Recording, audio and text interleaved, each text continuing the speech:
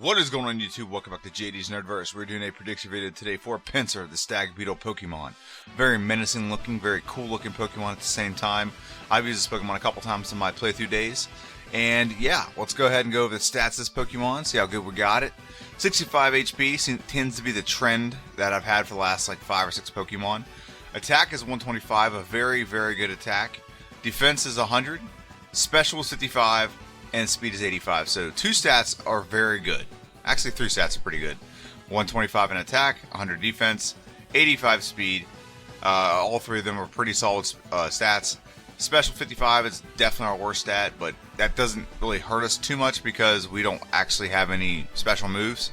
It'll only help us on the defensive side, but as long as we can hit hard and hit fast, Kopakai, we can do pretty good with this Pokemon. Hope you like the GIF I found. That lets them move a little bit, give a little bit more action on the screen.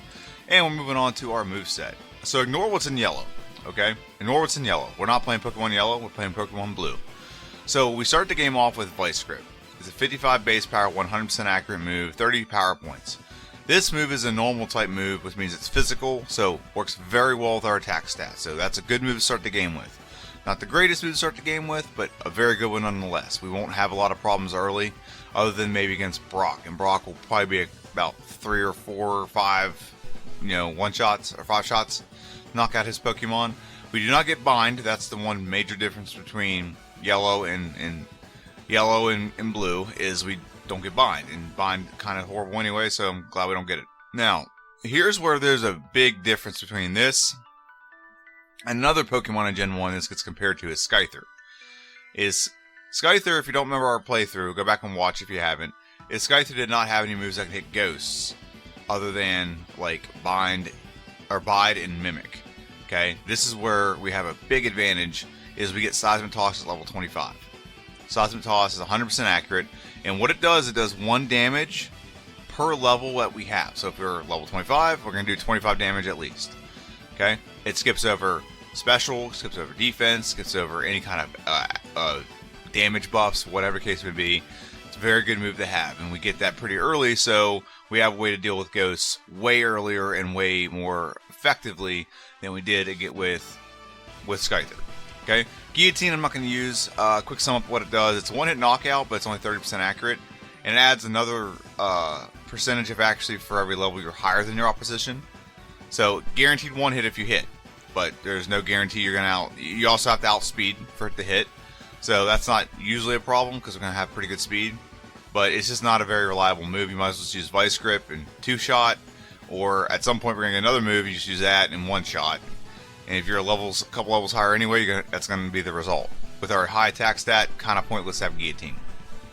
Focus Energy. I've explained it before, but I'll explain it one more time. Focus Energy is supposed to make it 4 times more likely for you to critical hit. What it does is make it 4 times less likely for you to critical hit. It's a huge coding error in the game. So we're not going to use that. Harden wouldn't be bad if we didn't have another option. Harden will up your defense stat by 1 stage, which initiates the badge boost glitch, but we're not going to use that. We don't need to. Slash at 49 will usually be a good move, but we have some TM moves that are going to make it obsolete. 70 base power, 100% accurate. It critical hits a lot. That's what's pretty nice about it, but we don't need access to that move. And in Swords Dance, we will get it long before we ever need to level up. If you don't know what Swords Dance does, and it's your first time ever watching a Pokemon prediction video or Pokemon video ever, what Swords Dance does, it ups your attack stat by 2 stages. Okay, but what it also does, it does the badge boost glitch, which ups all your other stats by 12.5%. Okay, so that's the level up moveset for this Pokemon. Let's look at the TM moveset. TM moveset, this is why we don't need to get it via level up. It's because we're going to get TM3, which is Swords Dance, long before level 54. We're going to hit that long before that. We're going to hit the Ghost Tower and we're going to go pick it up immediately. Toxic will not be used. Body Slam will be a good move to use because it's 85 base power, 100% accurate. This is why we don't need Slash. Okay, this move is more powerful. It's more accurate. It works very well with our attack stat, and it can paralyze the opposition. Okay, very good move, very excellent move. Any Pokemon can get it, should get it, except for one, and that was Chansey, because Chansey had no attack stat. It's better just to use special with Chansey. Takedown, Double Edge, and Hyper Beam. Takedown and Double Edge are moves that we Do not use, but we could have used Double Edge if we needed to. It is more powerful than Body Slam. The only downside, and same accuracy, but the biggest downside is its recoil damage. So that's the downside to it. So I usually don't try to do that unless I absolutely have to. Some Pokemon are limited to having to use these moves. We didn't do that with this Pokemon. Hyper Beam is the most powerful move we can learn, so we went ahead and learned. We're going to learn this in this playthrough. 150 base power, 90% accurate. It works very well with our attack stat, and though we don't have any bug type moves, it's the most powerful move we can get. I honestly think this Pokemon could probably get through the game without it. However, I made Scyther get it, so I'm going to make Pinsir get it just to make kind of the comparison more fair. We're not going to use Submission or Explain Seismic Toss. We'll probably get this right before, or like right at, it'll be really close to see if we get to be a level up or be a TM. It's going to be very close in that range of the game. 100% accurate. Rage would be great early with our attack stat, but we get it so late it's kind of pointless. Mimic, what Mimic does is it mimics a move from the opposition. We'll probably use that to get an extra move if need be. I've been using it lately as like mimicking a move against our rival Recover, so that we can get to full health by his third Pokemon, heal back up, and then be able to take out the last 3 with no issue. Double Team is outlawed. It's an evasive move that also does the badge boost. And I think it's unfair. It's very busted in Gen 1, so we're not going to use it. Bide helps a little bit early. Mainly I use it to help catch Pokemon. I get my power. My move is way too powerful to catch a bird early, so Bide after Brock's Gym, right before like Mount Moon, there's a little patch of grass right below Mount Moon entrance. You can catch any bird you want there. Well, Pidgey or Spearow.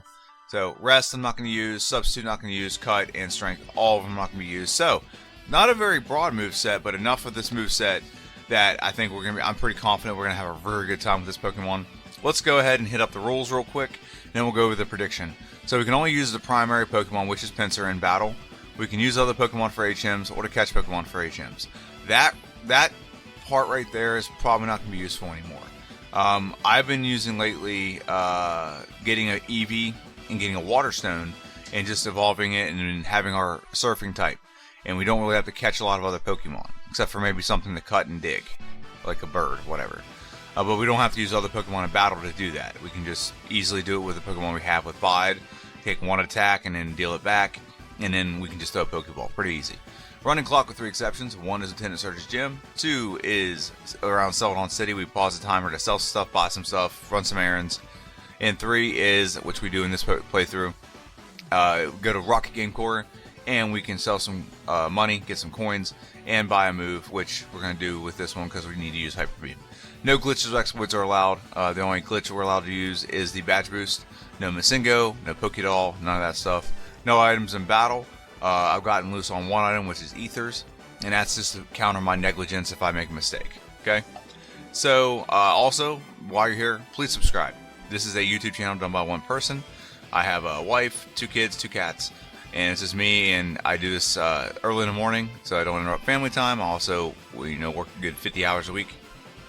So, you subscribing really shows that you care and you enjoy the content. Also, follow me on Twitter and Instagram. Let's go back to the first page, and let's do a prediction. So, this Pokemon, it does have one pretty big drawback. So, Scyther, I'm going to compare the two because they are. Scyther is in the medium fast growth rate, which means it gets the levels a lot quicker, a lot faster than this Pokemon does. This Pokemon's in the slow level up group. Makes sense. It's a very powerful Pokemon, so being in the slow level group makes sense. But however, what that can do for us is that early in the game, before Brock, we might have to grind a little bit to get some extra levels. But that means that every level we get, he just gets more. He gets more powerful with every level than some other Pokemon out there. Some Pokemon level up very fast, and just you won't notice the difference between like 1 level and then 3 levels later. You won't notice much of a difference. This Pokemon, you're gonna feel it. There's the weight of the attack. There's the weight of the defense. There's the speed he gets. All that stuff adds up to this Pokemon being very menacing, very powerful. But the slow level up group can be a drawback. We're going to try to mitigate that as much as we can. If you fight a couple extra battles here and there, can mitigate that, so on and so forth. But this Pokemon is very powerful, and I think it's going to get this done in, I wouldn't say record time, because it's not going to be the best time ever. However, it's going to do a very good time, and I think it's going to be between 1 hour and 5 minutes, 1 hour and 10 minutes. I really think that. I don't see where this Pokemon's going to have really a brick wall. other than Brock, but we're not going to take too much time on Brock. We don't have to be at a high level to get by Brock. It's a benefit of being very powerful. It's a benefit of having good defense and attack. We can take a lot of attack and deal damage and deal a lot of damage. So I don't think that's going to be a problem with this Pokemon. So like I said, an hour and 5, 10 minutes. That's my prediction. Very conservatively, I think. I mean, if I optimize this, I might be able to get this under an hour. But I think an hour and 5, 10 minutes is a sweet spot for this Pokemon. If it takes more than an hour and 10 minutes, I'm going to be kind of disappointed. Because as powerful as we are, we have time to make up if we have to spend a lot of time on Brock. We do. We have ways to make it up. We can skip a lot of battles. But yeah, that's what I think. I think this Pokemon's going to do very well. And that's the end of the video. So let me know what you think in the comment section down below. The playthrough for this Pokemon will be airing on Friday. So have a good one, and I'll see you guys on Friday.